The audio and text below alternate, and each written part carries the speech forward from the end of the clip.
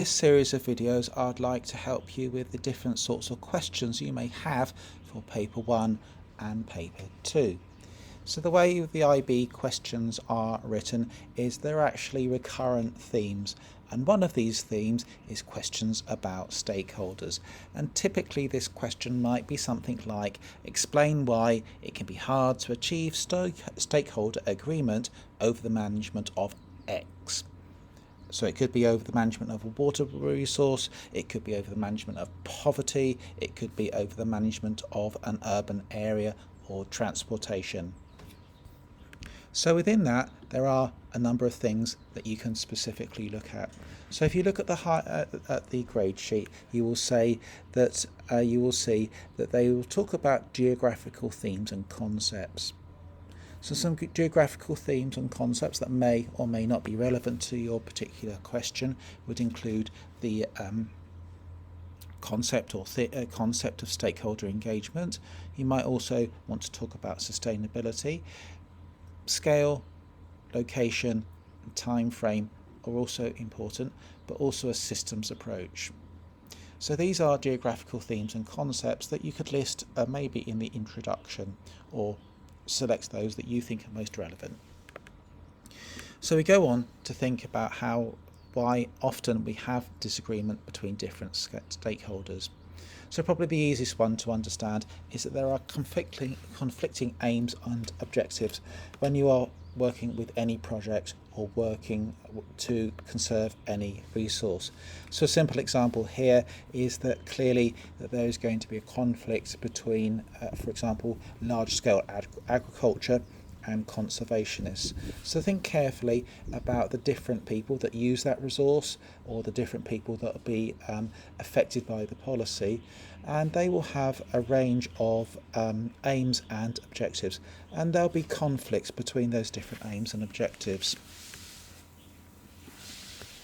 So another thing that you can look at is that people in any large system will have different levels of understanding. There'll be experts and there'll be non-experts. So quite often experts in the field will be very, very specific. They will have specific aims and objectives, but also it's very hard to understand, if you're a non-expert, exactly why those decisions and choices are being made. So again, that can lead to conflict. The expert is frustrated with the non-expert because they don't understand why. The non-expert might say, well, if they're an expert, they don't understand what it's like to be in a real life situation. A really big one here is power relationships between different stakeholders.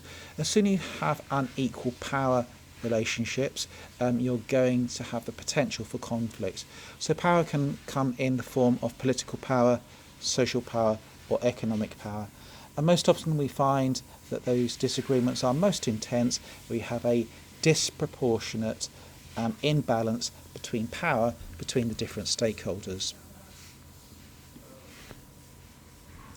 There's also scale. You could talk about scale. Different stakeholders operate at different scales. So if somebody working at a very small or local scale, it can be very difficult for them to understand the bigger picture. So a small scale farmer here, as you can see, would have very, very different ideas on how to manage the soil or use a water resource. A large scale farmer or a resource manager at the governmental level will have a quite different understanding. So it's a case of sometimes the small scale person can't see the wood for the trees, so they will not understand why suggestions are being made by the government, and they're more likely to disagree over it.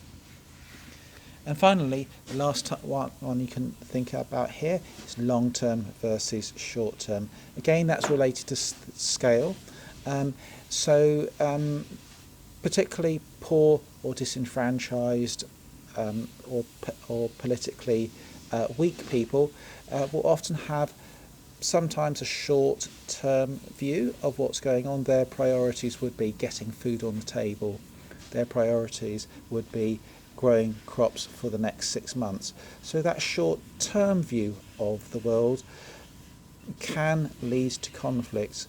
So the longer term view might be about resource managers. They might talk about using that resource in a sustainable way for the next 5, 10, 15, 100 years. So we come back to that geographical concept of sustainability. So I hope this video has briefly helped you to understand how you can address questions about stakeholders. So stakeholders you will see across all sorts of systems. You see them in the management of physical systems and the management of human systems.